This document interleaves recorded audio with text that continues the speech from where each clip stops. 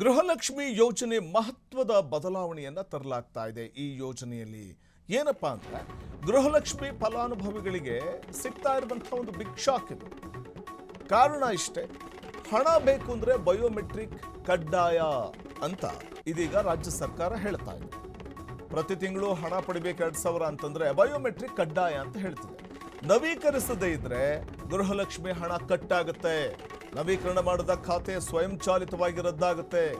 ಗೃಹಲಕ್ಷ್ಮಿ ಹಣ ದುರುಪಯೋಗ ಆಗ್ತಾ ಇದೆ ಅನ್ನುವಂಥದ್ದನ್ನ ತಡಿಬೇಕು ಅನ್ನುವಂಥ ಕಾರಣಕ್ಕೆ ಸರ್ಕಾರ ತೆಗೆದುಕೊಳ್ತಾ ಇರುವಂಥ ನಿರ್ಧಾರ ಇದು.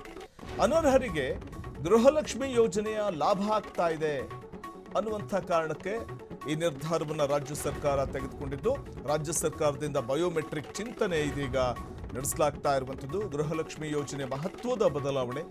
ಗೃಹಲಕ್ಷ್ಮಿ ಫಲಾನುಭವಿಗಳಿಗೆ ಇದೊಂದು ರೀತಿ ಶಾಕ್. ಎಷ್ಟೋ ಮಂದಿ ಈ ಗೃಹಲಕ್ಷ್ಮಿ ಯೋಜನೆಯ ಒಂದು ಫಲಾನುಭವಿ ಹಲವಾರು ಕಡೆಗಳಲ್ಲಿ ಮನೆ ಯಜಮಾನಿಯಾದಂಥ ಆ ವ್ಯಕ್ತಿ ಏನಿರ್ತಾರೆ ಮೃತಪಟ್ಟಿರುವಂಥ ಸಾಧ್ಯತೆ ಇರುತ್ತೆ. ಸೊ ಅಂಥ ಸಂದರ್ಭದಲ್ಲಿ ಅಥವಾ ಅದು ಇನ್ಯಾರಿಗೂ ಹೋಗ್ತಾ ಇರುತ್ತೆ. ಸೊ ಹಾಗಾಗಿ ಮತ್ತೆ ನವೀಕರಿಸಬೇಕಾದಂಥ ಒಂದು ಅಗತ್ಯತೆ ಇದೆ ಅನ್ನುವಂಥದ್ದನ್ನು ಮನಗಂಡು ಈ ನಿರ್ಧಾರವನ್ನು ತೆಗೆದುಕೊಳ್ತಾ ಇದೆ ಮತ್ತು ದುರುಪಯೋಗ ಆಗ್ತಾ ಇದೆ ಅನ್ನುವಂಥದ್ದನ್ನು ತಡೆಗಟ್ಟೋದಕ್ಕೆ ಈ ನಿರ್ಧಾರವನ್ನು ತೆಗೆದುಕೊಂಡಿದೆ ಸರ್ಕಾರ.